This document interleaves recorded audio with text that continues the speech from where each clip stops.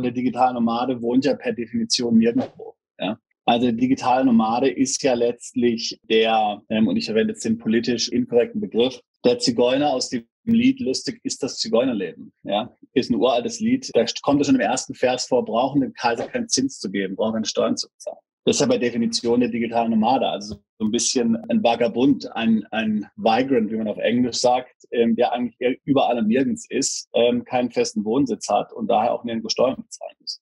So ist zumindest der Wunschgedanke. Aber unsere Gesellschaft und auch die gesetzlichen Rahmenbedingungen, die sich ja mehr und mehr auch verinternationalisieren, sind darauf natürlich einfach nicht ausgelegt. Ja. Also versuch mal zu einer Bank zu gehen und zu sagen, ich habe keine Adresse, ich wohne nirgendwo, ich möchte mal ein Konto haben. Oder versuch mal eine Firma zu gründen und zu sagen, ich bin wohnsitzlos. Dann klopfen die dir vielleicht auf den Rücken und sagen, oder armer Kerl, bist obdachlos oder so, ja. Und geben dir vielleicht auch einen Kaffee mit, aber schicken dich dann raus, ja. Weil Leute ohne Wohnsitz kommen nicht sehr weit in der heutigen Gesellschaft. Jetzt, was rätst du jetzt? Bleiben wir mal bei diesem Punkt, den du gerade gesagt hast. Hast du da eine Empfehlung für, wenn ich mich jetzt an dich wende und sage, hier, ich bin digitaler Nomade, ich habe folgendes Problem, ich möchte es gut planen, ich habe vor, mich abzumelden an meinem Wohnsitz, ich werde auch meinem Finanzamt sozusagen Kündigungsschreiben senden, ich will nicht mehr euer Kunde sein und bin nicht mehr in dem Land steuerpflichtig. Was rätst du jetzt jemandem in dem Fall? Naja, ich möchte mal einen Schritt weitergehen. Es ist ja auch so, dass man heutzutage bei einer Kontoeröffnung im Ausland eben eine Steuernummer angeben muss. Klar, welche Steuernummer gibt man an? Also nach dem Motto, ich lebe nirgendwo. Ich bin nirgendwo steuerpflichtig. Wenn man das der Bank sagt, ich bin nirgendwo steuerpflichtig, ich bin Perpetual Traveler, dann zeigen die einem den Vogel, ja? Schließen das Konto und das war's. Also das heißt, es klingt alles wunderbar, schön und gut, aber es ist im Grunde nur der Wunsch der Vater des Gedanken.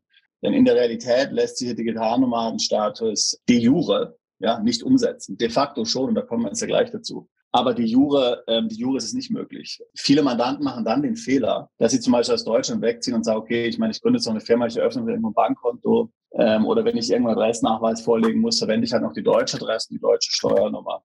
Das ist natürlich fatal, denn es gibt ja mittlerweile einen Informationsaustausch.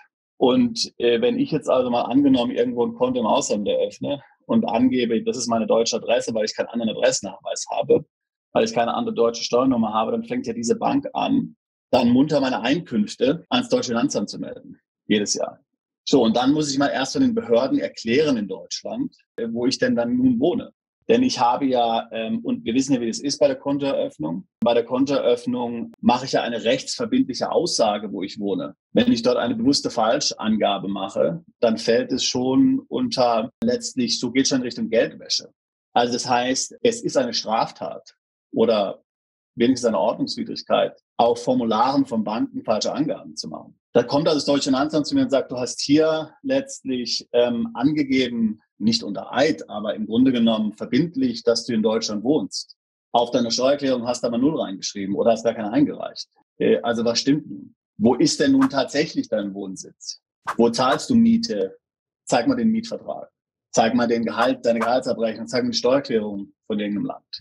Wenn man die Nachweise nicht bringen kann, ist natürlich das Risiko relativ hoch, dass dann das heimatliche Finanzamt sagt, okay, dann bist du halt hier steuerpflichtig. Natürlich kann ich dann sagen, das ist mir egal, denn ich will ja nie wieder nach Deutschland zurück. Das kann natürlich die Attitude sein, wenn es wirklich so ist. Da mag es vielleicht auch funktionieren. Aber die meisten Mandanten wollten natürlich nicht hier auf Kriegsfuß stehen mit dem Heimatfinanzamt. Insbesondere dann nicht, wenn es das zum Beispiel das Deutsche ist.